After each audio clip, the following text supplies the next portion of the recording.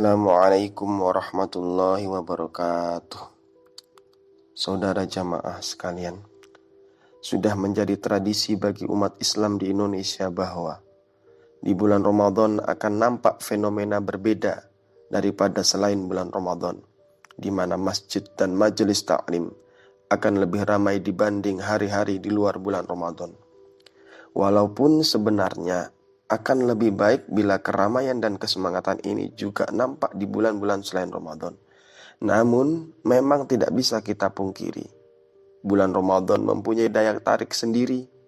Di samping memang setan dibelenggu di bulan Ramadan yang membuat umat Islam lebih mudah dan terdorong untuk mengerjakan kebaikan.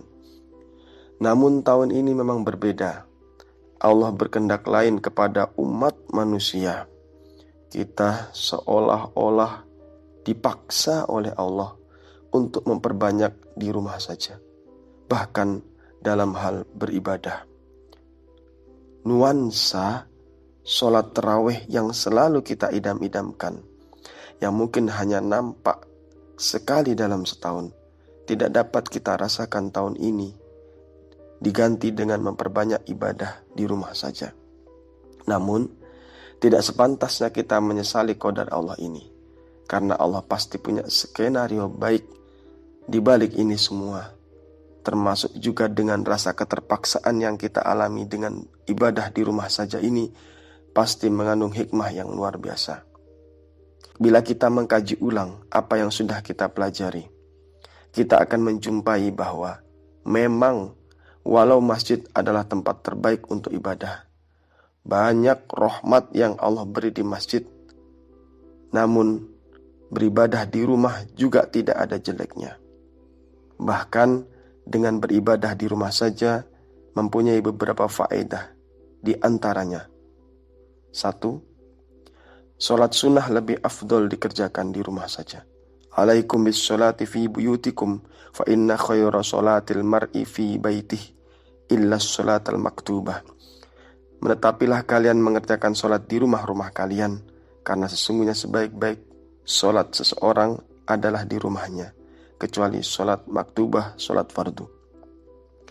2. Menjadikan rumah selalu hidup dan bercahaya, serta menjadi motivasi bagi para penghuninya untuk giat melakukan ketaatan kepada Allah. Mathalul baitil ladzi yuzkarullahu fihi wal baitil ladzi la yuzkarullahu fihi kamathalil hayyi wal mayyit. Perumpamaan rumah yang disebut nama Allah di dalamnya dan rumah yang tidak disebut nama Allah di dalamnya adalah seperti perumpamaan orang yang hidup dan orang yang mati. Bahkan rumah yang tak pernah digunakan sholat diumpamakan Nabi sebagaimana kuburan. An Ibnu Umar anin Nabi sallallahu alaihi wasallam qala sallu fi buyutikum wa la tattakhiduha kubura. Dari Ibnu Umar, dari Nabi sallallahu alaihi wasallam, beliau bersabda, "Salatlah kalian di rumah-rumah kalian dan jangan kalian jadikan rumah kalian itu bagai kuburan." 3. Mengusir dan menjauhkan setan dari rumah, yang dia merupakan musuh utama yang selalu mengajak manusia berbuat buruk. La taj'alu buyutakum maqabir, inna syaitan yanfiru minal baitil ladzi tuqra'u fihi suratul Baqarah. Janganlah kamu menjadikan rumahmu seperti kuburan dengan tidak pernah mengerjakan sholat dan membaca Al-Quran di dalamnya. Sesungguhnya setan akan lari dari rumah yang dibaca di dalamnya surat Al-Baqarah. 4. Dengan sudah terlatih rajin sholat di rumah, maka nanti saat Allah sudah mengangkat wabah ini, akan timbul kerinduan luar biasa dalam diri untuk mendatangi masjid, untuk beribadah dan meramaikan masjid dengan berbuat kebaikan. 5. Niat karena Allah akan lebih terjaga dan lebih mudah untuk mempertahankannya.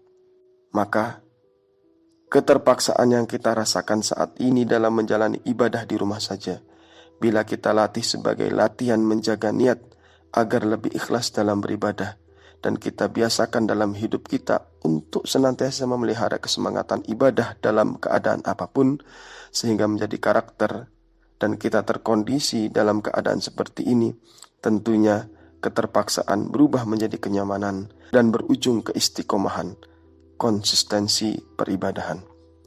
Allahumma inna nas'aluka fi'lal khairat wa tarkal munkarat. Ya Allah, sesungguhnya kami mohon kepadamu agar dapat berbuat kebaikan dan meninggalkan kemungkaran. Amin ya rabbal alamin. Wassalamualaikum warahmatullahi wabarakatuh.